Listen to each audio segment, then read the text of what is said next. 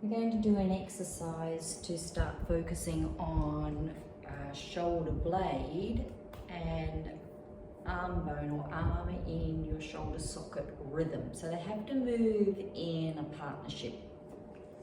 So let's sit in a mermaid position. Now if this is not comfortable, we can sit up on a little box so that you'll be lifted up and you won't have as much tension through your hips. There's one blue spring on the reformer, and I want you to place your hand forward of your shoulder. So if you bring your hand back here, your shoulder will automatically roll into an internal rotation and will go back into that compression. If you bring your arm forward, you give your shoulder an opportunity to be open and for the arm bone to sit optimally in that shoulder position. So we're going to sit up nice and tall. Think about your hip bones facing forward, maybe just a little baby lift here so that you've got your back muscles working. The elbow is going to be bent, and I want you to think about externally rotating. So rotating your upper arm back so that you feel open through the shoulder.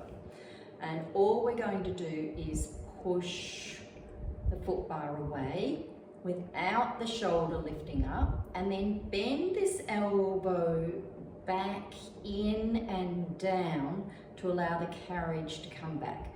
It doesn't have to be a big movement. If you feel like the reach is too far, just shuffle yourself this way a little bit so that you've got a bit more bend in your arm, and then you'll be able to push out a little bit further.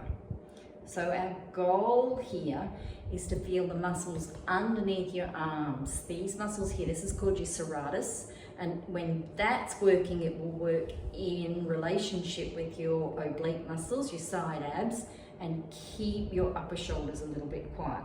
So external rotation, arms going to stay bent. Then we're going to press away, bend the elbow in and down.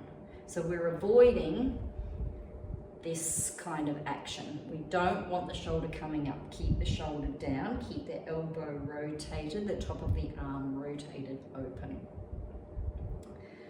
And then when you feel really confident with that, you can make the spring lighter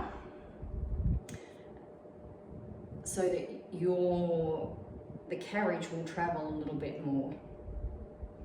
You'll feel a little bit more connection underneath your arm.